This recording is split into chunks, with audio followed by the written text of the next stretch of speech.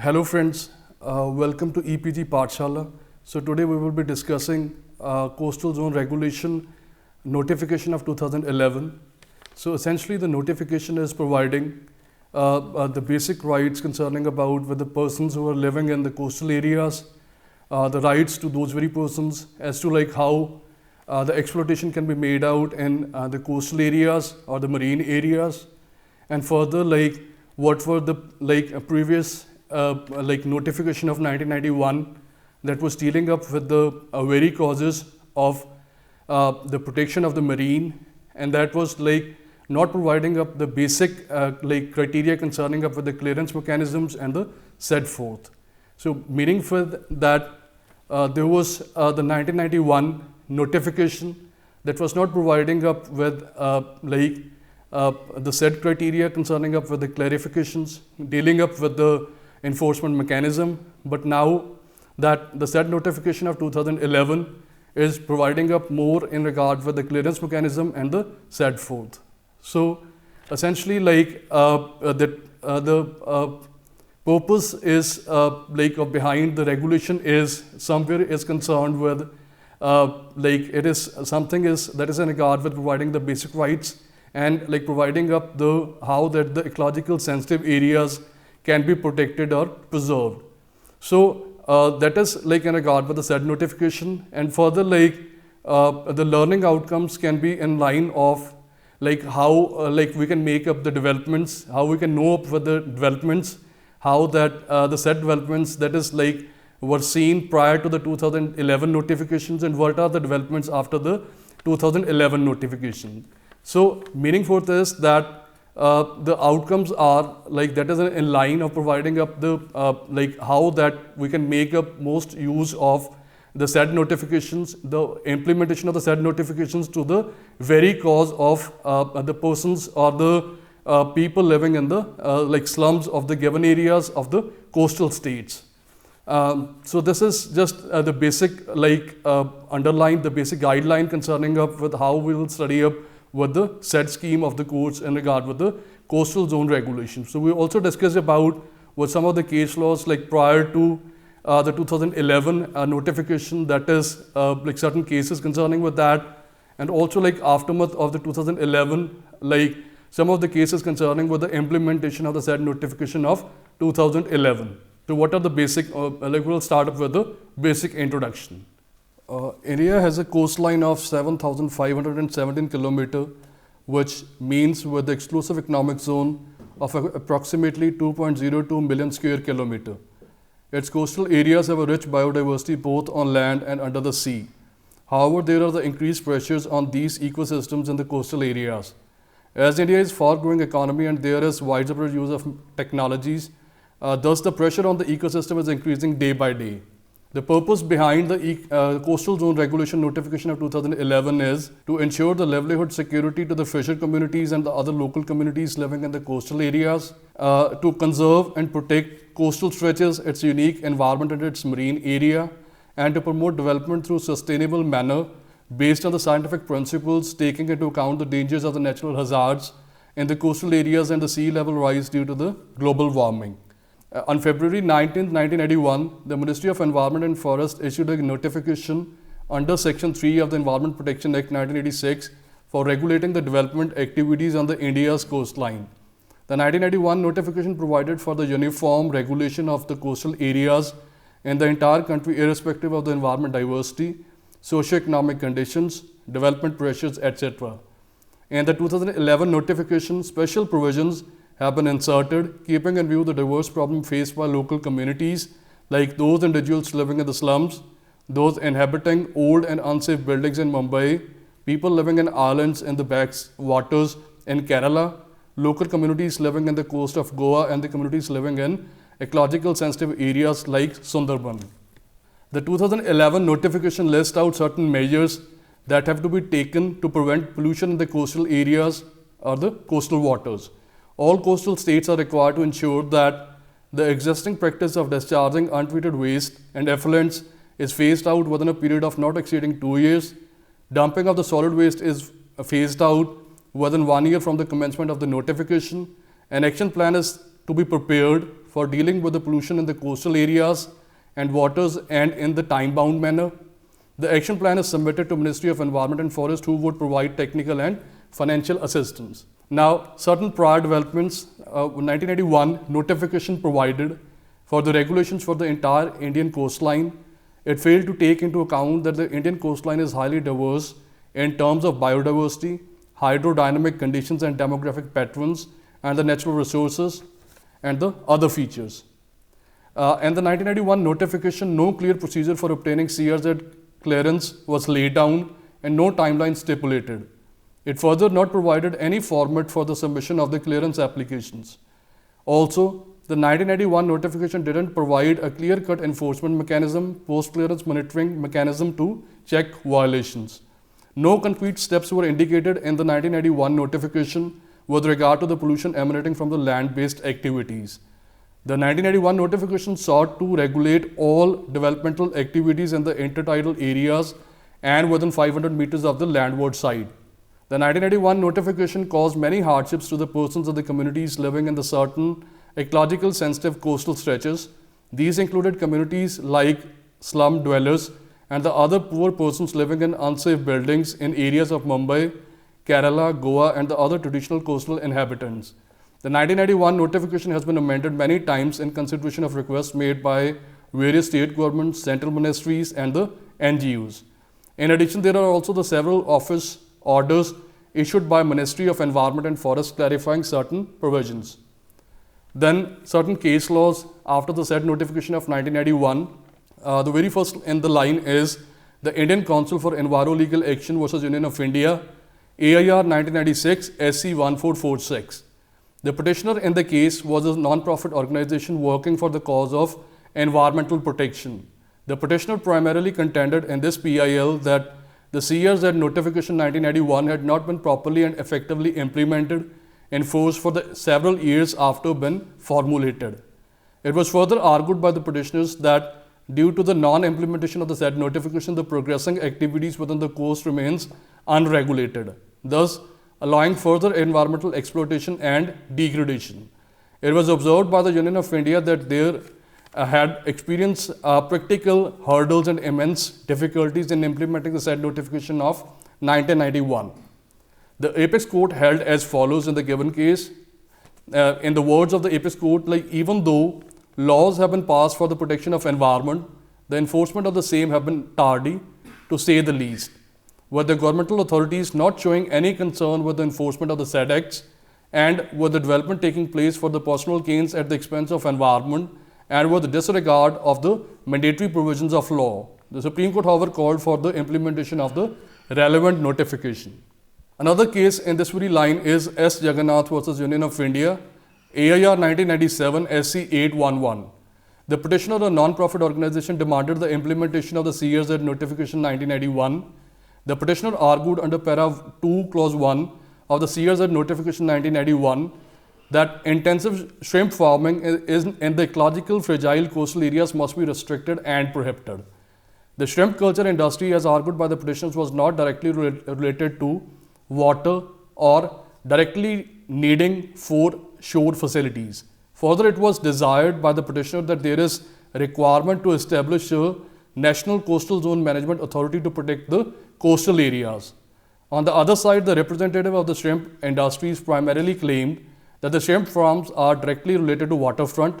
The court held in favor of the petitioners that shrimp farms do not need waterfront facilities. Further, the court observed that the objective of the notification is to protect the coastal areas. In the given areas, the activities that cause environment exploitation cannot be permitted. The court ordered the central government to constitute an authority under Section 8, Clause 3 of the Environment Protection Act 1986 and to confer on the said authority all the powers necessary to protect the ecological fragile coastal areas, seashore waterfront and the other coastal areas, and especially to deal with the situation created by the shrimp culture industry in the coastal states of the Union territories. Now, development after the 2011. The 2011 notification extends the scope to include territorial waters within the CRZ. For the very first time, a required separate draft island protection zone notification has been issued for protection of the islands of Andaman and Nicobar and Lakshadweep under the Environment Protection Act of 1986. The 2011 notification provides for hazard line to indicate fragile and threatened areas in order to protect communities, their resources and coastal infrastructure. Now, the 2011 notification concerning CRZ, a procedure has been provided for obtaining approval for development projects falling within CRZ. Further, the notification provides for the post-clearance monitoring and enforcement mechanism. There is also an introduction of the concepts like area requiring special consideration, which provides for the protection of the most critical coastal environments in the areas of Greater Mumbai, Kerala, Goa and Sundarban. The notification further provides for the guidelines for the states for the preparation of coastal management plans. As mentioned in the 1991 notification, the CRZ area was classified in 4 areas. There is CRZ1, that is ecological sensitive area, CRZ2, build-up areas, 3, rural area, and 4th is water area. And the 2011 notification, the above classification is continued and retained. The only change that is included is that the CRZ4 now includes the water areas up to the territorial waters and the tidal influence water bodies. Then what are the activities, further like what are the areas that qualify as falling within the CRZ1 category? Now, it includes ecological sensitive areas and the features that play a primary role in maintaining the integrity of a coast.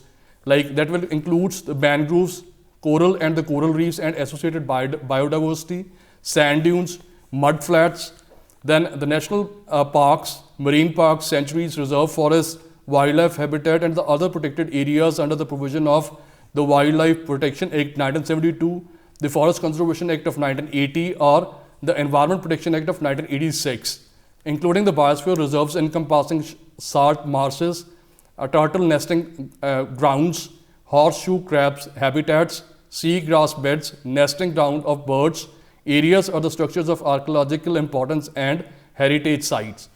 Then the area also like between the low tide line and the high tide line. Then what are the activities that are permissible within the CRZ1 area? Now the activities permitted in CRZ1 under the said notification of 2011 are the activities that are permissible under the 1991 notification as amended from time to time. Now these related to the following.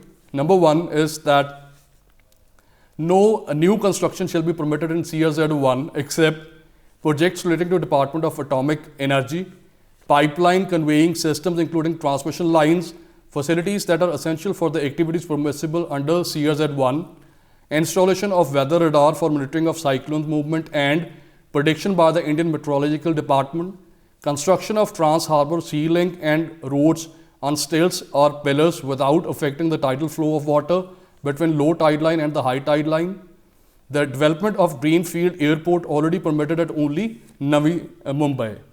Then between the low tide line and high tide line in area which are not ecological sensitive, the following may be permitted. That is exploration and extraction of the natural gas, construction of dispensaries, schools, public rain shelters, community toilets, bridges, roads, jetties, water supply, drainage, sewage, which are required to meet the needs of the traditional inhabitants living within the biosphere reserves after obtaining approval from the concerned management authority. Necessary safety measures shall be incorporated while permitting such development activities in the areas falling in the hazard zone. Salt harvesting by the solar evaporation of seawater, desalination plants, storage of the non-hazardous cargo such as edible oils, fertilizers and the food grains within the notified ports, construction of the trans-harbour sea link, road on stilts or the pillars without affecting the tidal flow of water. Then the coastal areas within the zone 2 category and activities which are permissible in zone 2 category. Now the notification defines CRZ2 as the areas which are developed up to and close to the shore line and falling within the municipal limits. So what are the activities permissible in CRZ2? Now these are as follows. Building shall be permitted only on the landward side of the existing road or on the landward side of the existing authorized structures. Building permitted on the landward side of the existing and the proposed roads or existing authorized structures shall be subjected to the existing local town or country planning regulation, including the existing norms of the floor space index or floor area ratio, provided that no permission for construction of the building shall be given on the landward side of new roads which are constructed on the seaward side of the existing road. Then reconstruction of authorized buildings to be permitted subject with the existing floor space index or the floor area ratio norms and without change in the present use. Facilities for the receipt and storage of the petroleum products and the liquefied natural gas as specified in Annexure 2 appended to this notification, and facilities for regasifications of the liquefied natural gas subject to the conditions as mentioned in subparagraph 2 of paragraph 3. Desalination plants and the associated facilities, storage of the non-hazardous cargo such as edible oil, fertilizers and food grains in notified ports, facilities for generating power by non-conventional power sources and associated facilities. Now, the coastal areas within the CRZ 3 category. Now, these areas are those areas that are relatively undisturbed and do not fall under either category 1 or category 2, and also include rural and the urban areas that are not substantially developed. All permissible activities in CRZ 3 as listed in the 1991 notification are attained in 2011 notification. So between 0 to 200 meters from high tide line is a no development zone where no construction shall be permitted. Only certain activities relating to projects of Department of Atomic Energy, salt manufacture from seawater, mining of the rare minerals, degasification of petroleum products, and liquefied natural gas, agriculture, horticulture, gardens, pasture, parks, playfield, facilities for receipt storage, facilities for generating power by non-conventional energy sources, and certain public facilities may be permitted in this zone. Between 200 to 500 meters of high tide line, desalination plants, construction and repair of the houses of the local communities, facilities for receipt, storage, degasification of petroleum products, and liquefied natural gas tourism projects, including the green fields airport at Navi Mumbai, storage of non-hazardous cargo, facilities for generating power by non-conventional energy sources are permissible. Then the coastal areas within the CRZ 4th category. Now, the aquatic area from low tide line up to the territorial limits is classified as CRZ 4th, including the area of the tidal influence water body. The CRZ 4th area, there is no restriction on the traditional fishing and allied activities undertaken by local communities. However, no untreated sewage, effluents or the solid waste shall be let off or dumped in these areas. It is required to prepare comprehensive plan for treatment of sewage generating from the city within a period of 1 year from the date of the issue of this notification and be implemented within 2 years thereafter. Now we'll discuss up with the clearance procedure. The clearance accorded to the projects under the 2011 notification shall be valid for the period of 5 years from the date of the issue of such clearance. Unlike the 1981 notification, which didn't lay down the process for obtaining CRZ clearance, a specific procedure has been provided in the 2011 notification for obtaining such clearance. This procedure is as next mentioned. Now, the project authorities shall submit the proposal to the concerned state management authority along with the following documents or the reports. Number one is that the Form 1, Annexure 4th of the notification, then the Rapid Environment Impact Assessment, then the Disaster Management Report and the Risk Management Report, then the CRZ map indicating the high tide line and the low tide line demarcated by the authorized agency, protect layout superimposed on the above mentioned map. The CRZ map shall normally indicate a 7-kilometer radius around the project site.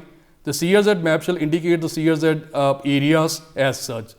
And then also like that is to include up with a no objection certificate from the concerned pollution control boards. The concerned management authority shall examine the above documents in accordance with the notification and make recommendations within a period of 60 days from the date of receipt of the above documents to the Ministry of Environment and Forest or the state government for the project attracting CRZ notification. Ministry of Environment and Forest or the state government shall consider such projects based on the recommendations of the concerned management authority within a period of 60 days. Then the post-clearance monitoring mechanisms. So all these procedures were not given out by the 1991 notification that have been specifically introduced in the 2011 notifications. Then the post-clearance monitoring mechanism. Once the clearance have been accorded to the projects under the 2011 notification, the following post-clearance mechanism starts. Now, it shall be mandatory for the project management to submit half-yearly compliance reports in respect of the terms and conditions stipulated for granting environmental clearance in hard and soft copies to the concerned regulatory authority on 1st June and 31st December of each calendar year. All such compliance reports submitted by the project management shall be public documents. Copies of the same shall be given to any person on application to the concerned regulatory authority. The latest compliance report shall also be displayed on the website of the concerned regulatory authority and shall be valid for a period of 5 years from the date of the issue of clearance. Then, mechanism for the enforcement prescribed under the 2011 notification. The CRZ notification 1991 didn't indicate the enforcement mechanism. This was one of the major drawbacks of the notification and also the primary reason for the large number of violations. The CRZ notification 2011 lays out the method and the time frame in which the action shall be taken against any violation of the notification.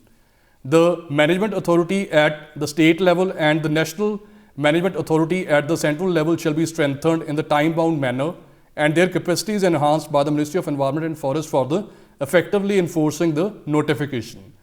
The violation shall be identified by using the latest appropriate maps, satellite imagery and information technology within a period of 4 months from the date of the issue of 2011 notification, and necessary action will be initiated in accordance with the Environment Protection Act 1986 within a period of 4 months thereafter. Recently, National Green Tribunal observes in the case of Medad and others versus Ministry of Environment, Forest and Climate Change and others, that is order dated 31st May 2017, observed that in spite of the lapse of the 6 years, the states are in fact not coordinating with each other. It was further observed by the NGT that there is lack of coordination among the states, which is evident by the fact that the hazardous line has not yet been fixed. The Ministry of Environment and Forest has been ordered and directed by the NGT to convene a meet within a period of 2 weeks of all the principal secretaries of the coastal states. Further, the ministry is directed to finalize the further course of action concerning the fixation of the hazardous line. So this is in regard with like some of the case laws we have made about the references. So particularly like it is like made out through the given case that the proper implementation is always like something which is questionable as how that the day-to-day functioning of like is seen out by as to how the executive is performing out its obligations. The conclusion part. So essentially like we can say up at the end that there is a difference between the two of the said notification. One is of 1981, the other one is of the 2011. The 1981 notification that is not providing up with a certain mechanism that is also like not been properly implemented by the states. So this is what we have seen out by the given cases. And further like the 2011 notification that is providing up of the more of the rights that is and further like more of the like flexible mechanism as to how the implementation can be made. But this is also made out clear by the Supreme Court in Medad and the other case. So which is like making out that even that after the 6 years of the said notification, there is no proper implementation of the said notification which have resulted therewith.